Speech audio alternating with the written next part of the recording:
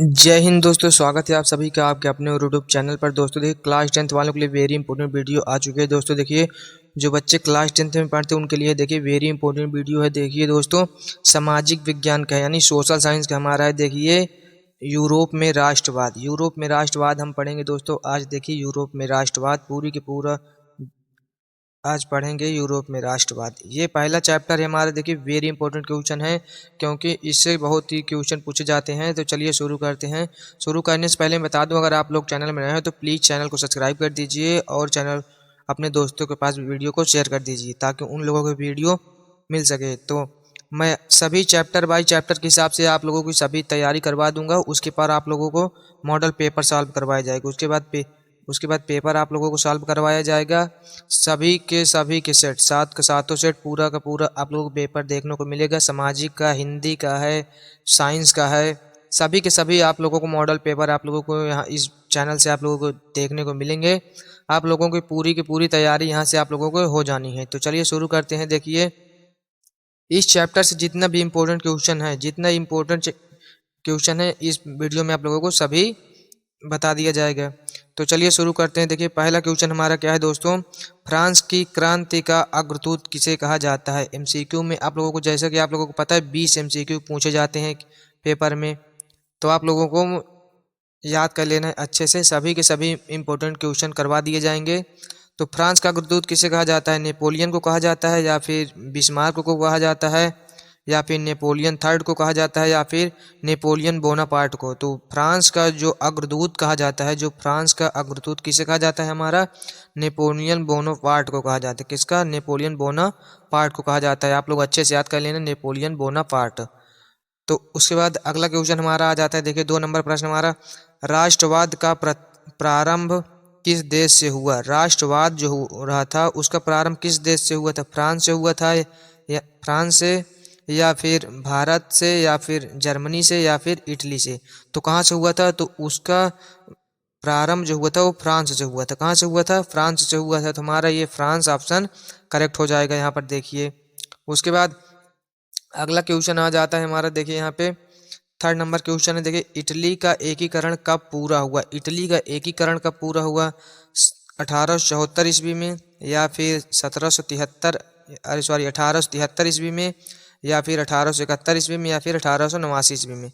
तो इटली का एकीकरण कब पूरा हुआ था, वो पूरा हुआ था 1871 ईस्वी में। 1871 ईस्वी में हमारा इटली का एकीकरण पूरा हुआ था। तो हमारा ये वाला ऑप्शन करेक्ट हो जाएगा। देखिए उसके बाद अगला आ जाता है हमारा। देखिए 4 नंबर प्रश्न है। देखिए यहाँ पे, फ्रांस की क्रांति कब हुई। फ्रांस की क्रांति कब हुई थी। फ्रांस की क्रांति तो आप लोगों को पता होगी कब हुई थी। आप लोग कमेंट करके जल्दी बताइए कि कब हुई थी।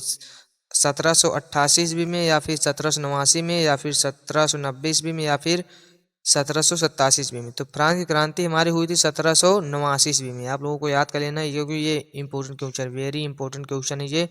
तो आप लोगों को याद कर लेना है। उसके बाद अगला क्वेश्चन आ जाता है हमारा। देखिए यहाँ पे 5 नंबर प्रश्न हमारा है। देखिए, बिस्मार्क जर्मनी का चांसलर कब बना। बिस्मार्क जो था वो जर्मनी का चांसलर कब बना था दोस्तों। देखिए, तो वो कब बना बिस्मार्क जर्मनी का चांसलर, 1848 ईस्वी में, या फिर 1856 ईस्वी में, या फिर 1862 ईस्वी में, या फिर 1860 ईस्वी में। तो कब बना था बिस्मार्क जो जर्मनी का चांसलर बना, तो किस सन में बना था, 1862 ईस्वी में। आप लोगों को अच्छे से याद कर लें, 1862 ईस्वी में। ये वाला ऑप्शन हमारा करेक्ट हो जाएगा, 1862 वाला, ठीक है ना। तो आप लोग याद कर लेना। उसके बाद 6 नंबर प्रश्न हमारा आ जाता है। देखिए, यंग इटली सोसाइटी का संस्थापक कौन था। संस्थापक कौन था यंग इटली सोसाइटी का, कौन था। गैरीबाल्डी, या फिर मैजनी, या फिर काबूर, या फिर बिस्मार्क। तो कौन था यहाँ पर। देखिए यहाँ पे मैजनी वाला ऑप्शन हमारा करेक्ट हो जाएगा। मैजनी सोसाइटी का, इटली का सोसाइटी मैजनी था। कौन था, मैजनी, नाम याद कर लेना, मैजनी। उसके बाद अगला आ जाता है हमारा। देखिए यहाँ पे अगला क्वेश्चन आ जाता है। देखिए यहाँ पे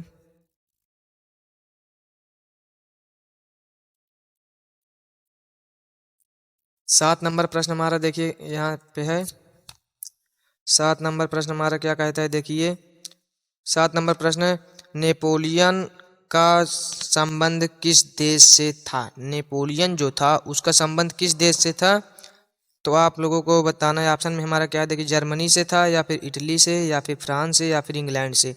तो जो नेपोलियन था उसका संबंध हमारा फ्रांस से था, तो फ्रांस वाला ऑप्शन हमारा सही हो जाएगा। देखिए फ्रांस वाला ऑप्शन हमारा करेक्ट हो जाएगा। देखिए फ्रांस वाला ऑप्शन हमारा सही है। उसके बाद 8 नंबर क्वेश्चन हमारा आ जाता है। देखिए 1789 में फ्रांस किस प्रकार का राज्य था? 1789 में फ्रांस जो था वो किस प्रकार का राज्य था? सीमित राजतंत्र था, या फिर प्रजातंत्र था, या फिर असीमित राजतंत्र, या फिर गणतंत्र राज्य था? तो जब 1789 में हमारा फ्रांस की क्रांति हुई थी तो उससे समय हमारा असीमित राजतंत्र था। क्या था? असीमित राजतंत्र था। तो हमारा ये वाला ऑप्शन सही हो जाएगा, गा नंबर ऑप्शन हमारा करेक्ट हो जाएगा। उसके बाद अगला आ जाता है हमारा, देखिए 9 नंबर प्रश्न हमारा, कौन सा देश केंद्रीय शक्तियों में सम्मिलित था? कौन सा देश केंद्रीय शक्तियों में सम्मिलित था? ब्रिटेन, जर्मनी, रूस, या फिर फ्रांस? कौन सा देश इसमें था? जर्मनी था हमारा। जर्मनी वाला ऑप्शन हमारा करेक्ट हो जाएगा। देखिए उसके बाद अगला आ जाता है 10 नंबर प्रश्न हमारा आ जाता है। देखिए 1871 में जर्मनी का प्रथम सम्राट किसे घोषित किया गया? 1871 में जर्मनी का प्रथम मतलब पहली बार सम्राट किसको घोषित किया गया था? विलियम प्रथम को, या फिर विलियम द्वितीय, या फिर बिस्मार्क को, या फिर इनमें से कोई नहीं? तो किसको घोषित किया गया था? विलियम प्रथम को। विलियम प्रथम को घोषित किया गया था। आप लोग अच्छे से याद कर लेना कब घोषित किया गया था, ऐसे भी पूछ सकता है। तो 1871 ईस्वी में। तो आप लोग अच्छे से याद कर लेना। देखिए यहाँ पे उसके बाद अगला आ जाता है हमारा, देखिए अति लघुत्तरी प्रश्न। अति लघुत्तरी प्रश्न आ जाता है। देखिए अति लघुत्तरी प्रश्न, ठीक है ना, लघुत्तरी प्रश्न। ये आप लोगों को ऐसे क्वेश्चन जब पूछे जाएंगे तो आप लोगों को यहाँ पे 60 शब्दों से 80 शब्दों में लिखना होगा। 60 शब्द या फिर 80 शब्द, और ये 4 अंक आप लोगों को मिलेगा। इसमें आप लोगों को 4 अंक देकर जाएगा अगर ऐसे क्वेश्चन पूछा जाएगा तो, क्योंकि इंपॉर्टेंट क्वेश्चन है भाई, पूछ भी सकता है। तो पहला क्वेश्चन हमारा क्या है, देखिए इस चैप्टर में 2 इम्पोर्टेंट है अति लघु के, और 4 क्वेश्चन हैं जो दीर्घ के हैं। 4 क्वेश्चन हमारे दीर्घ के हैं, दीर्घ के 4 क्वेश्चन हैं, और 2 क्वेश्चन हमारे इसमें के हैं अति मतलब लघु उत्तरी प्रश्न। ये 4 अंक के पूछे जाएंगे। तो चलिए शुरू करते हैं। देखिए प्रश्न हमारा क्या है, देखिए फ्रांस की क्रांति कब हुई? उसका मुख्य कारण क्या था? फ्रांस की क्रांति जो हुई थी उसका मुख्य कारण क्या था, और ये कब हुई, इसके बारे में पूछा गया है क्वेश्चन में। तो चलिए देखते हैं उत्तर हमारा क्या हो जाएगा। देखिए यहाँ पे उत्तर हमारा हो जाएगा, देखिए फ्रांस की क्रांति 5 मई कब हुई थी? 5 मई को हुई थी। आप लोग अच्छे से याद करें, 5 मई 1789 को प्रारंभ हुई। फ्रांस की शोचनीय आर्थिक स्थिति क्रांति का मूल कारण थी। लुई 16वें की फिजूल खर्ची से राजकोष खाली हो गया था। ऐसी हालत में शासक ने जनता पर कर भार बढ़ाने के लिए नए कर लगाने का प्रस्तावना रखा, जिसका जनता ने मतलब जो प्रारंभ किया प्रस्ताव उसको जनता ने विरोध किया। जो पब्लिक हुआ करती है वो विरोध की उसका। इस दृष्टि से फ्रांस की तत्कालीन आर्थिक स्थिति क्रांति का मुख्य कारण बन गई थी। तो आप लोग याद कर लेना, देखिए अच्छी है। तो इसका क्रांति पहले आप लोग याद कर लीजिए कब हुई थी? 5 मई 1789 में हुई थी। और ये क्यों हुई थी? देखिए 16वें में लुई 16वें की फिजूल खर्ची से राजकोष खाली हो गया था। ऐसी हालत में शासक ने जनता पर कर मतलब जो खर्च लगता है, पैसा लगता है, कर भार बढ़ाने के लिए मतलब प्रस्तावना रखा, जिससे जनता क्रोधित हो गई और वहाँ पे फ्रांस की क्रांति कर डाले, मतलब क्रांति कर डाले वहाँ के जनता ने। उसके बाद चलिए देखिए आगे आ जाता है हमारा, देखिए अगला क्वेश्चन है हमारा, अगला प्रश्न है हमारा, देखिए यहाँ पे दूसरा प्रश्न हमारा है, देखिए विनय संधि क्या थी? विनय संधि क्या थी? ये भी वेरी इंपॉर्टेंट क्वेश्चन है, आप लोग इसको 100% तैयार कर लेना, वेरी इंपॉर्टेंट है। देखिए वेरी इंपॉर्टेंट क्वेश्चन है। तो आप लोग विनय संधि को 100% हर बार क्वेश्चन पूछा जाता है, 100% आप लोगों को इसको तैयार ही कर लेना है। तो चलिए देखते हैं। उत्तर में क्या होगा देखिए, ब्रिटेन, रूस, प्रसा और ऑस्ट्रिया आदि यूरोपीय शक्तियों ने सन 1815 ईस्वी में, कब हुआ था, 1815 ईस्वी में सम्मिलित रूप से नेपोलियन को पराजित किया था, सम्मिलित रूप नेपोलियन को पराजित कर दिया था। इन विजेता देशों के प्रतिनिधि युद्धोपरांत व्यवस्था को बहाल करने के लिए एक समझौता तैयार करने के उद्देश्य से वियना में मिले। इस सम्मेलन की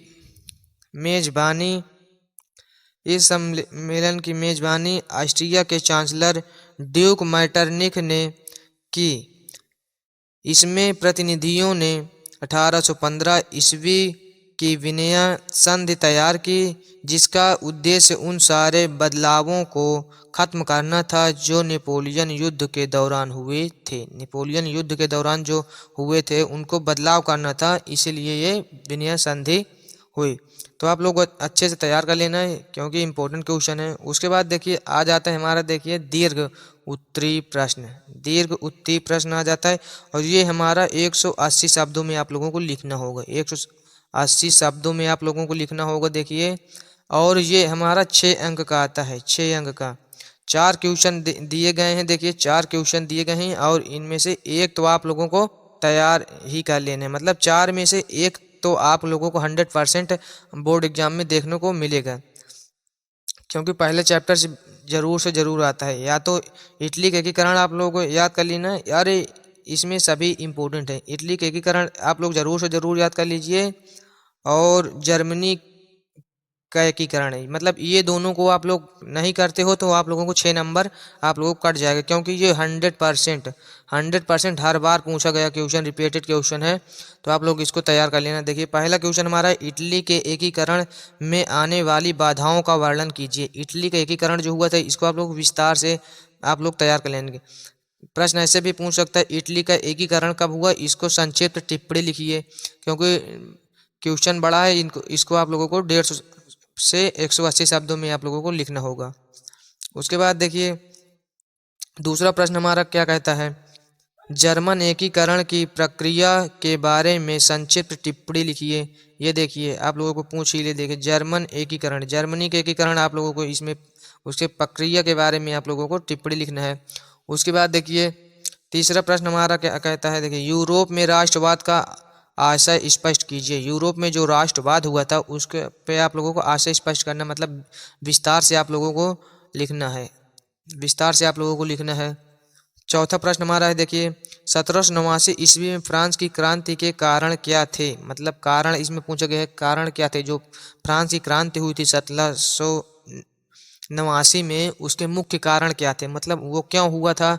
आप लोगों को विस्तार से आप लोगों को याद कर लेना है, क्योंकि वेरी इंपॉर्टेंट क्वेश्चन है। तो आप लोगों को तैयार कर लेना, और मिलते हैं फिर किसी नेक्स्ट वीडियो में। जय हिंद, जय भारत। मिलते हैं फिर किसी नेक्स्ट वीडियो में।